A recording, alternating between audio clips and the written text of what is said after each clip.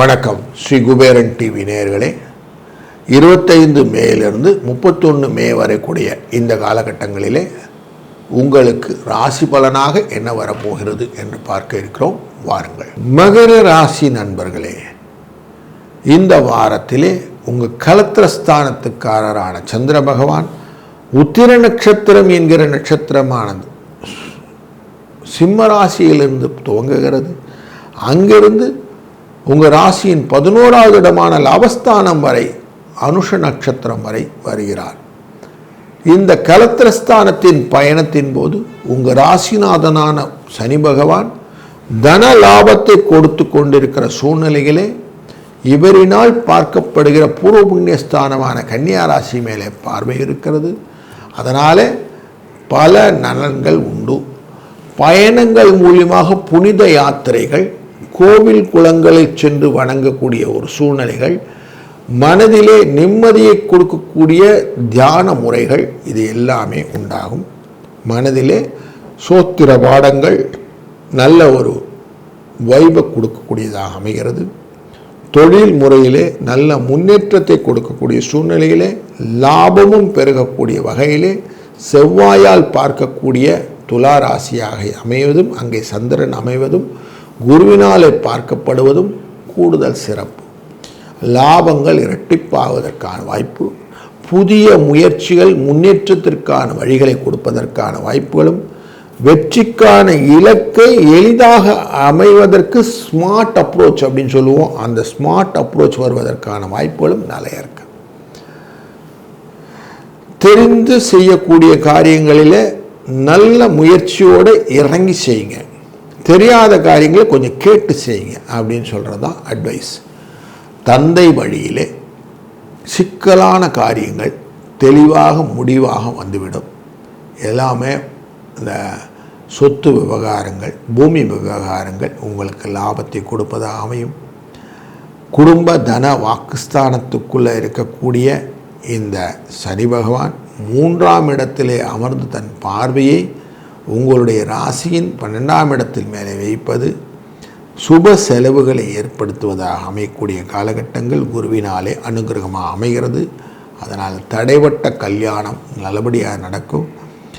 பெண்களுக்கு கல்யாணம், படிப்பு, வசதி, வாய்ப்புகள் இது எல்லாமே ஏற்படுத்தக்கூடிய காலகட்டங்களாகவும் அமைகிறது.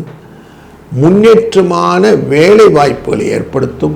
தொழிலிலே நிரந்தர வருமானத்திற்கான வாய்ப்புகளும், உங்களை தலை நிமிரச் செய்யக்கூடிய புகழும் தனமும் கிடைக்கக்கூடிய வாரம் இது. 4, 9 என்ற அதிர்ஷ்ட எண் இந்த வாரத்தில் உங்களுக்கு துணை நிற்கும். இந்த வாரத்திலே 30ஆம் தேதி வரக்கூடிய வைகாசி விசாகம் என்பது உங்களுக்கு முக்கியமான ஒரு விஷயம். முருகனை அன்னைக்கு வணங்குறது ரொம்ப நல்லது.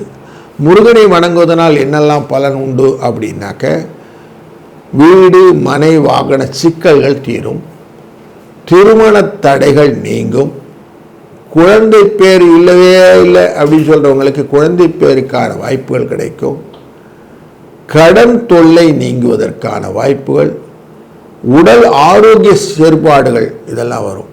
விசாகம் அப்படின்னு உடனேயே திருச்செந்தூர் முருகனை வணங்குவதுன்னு மனதில் வந்துடணும். அங்கே சுப்பிரமணிய புஜங்கம் என்கிற பாடலை சொல்லி ஆதிசங்கரர் தன் தீராத வயிற்று வலியை தீர்த்து கொண்டார்னு ஒரு புராணம் உண்டு.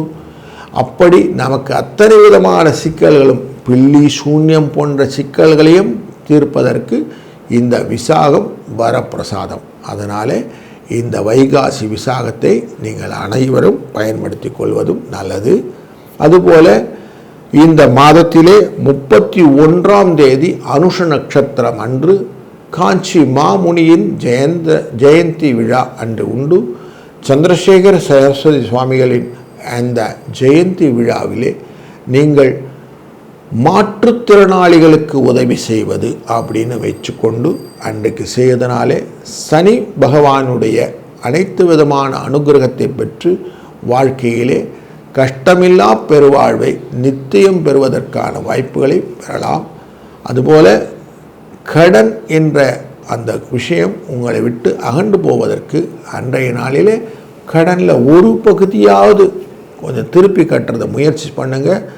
மலை போல் இருக்கக்கூடிய கடலும் பனி போல் போய்விடும். அப்படிங்கிறனால இந்த நாளை அழகாக பயன்படுத்தி கொள்ளுங்கள். உங்களுக்கு வாழ்க்கையிலே சுபிட்சம் கொடுக்கக்கூடிய வாரமாக இந்த வாரம் அமையட்டும். வாழ்க வளத்துடன். ஸ்ரீ குபேரன் டிவியை பார்த்தமைக்கு நன்றிகள். மேலும் இது போன்ற தகவல்களை தெரிந்து கொள்ள ஸ்ரீ குபேரன் டிவியை சப்ஸ்கிரைப் செய்யுங்கள். மறக்காமல் பெல் ஐக்கானை கிளிக் செய்யுங்கள்.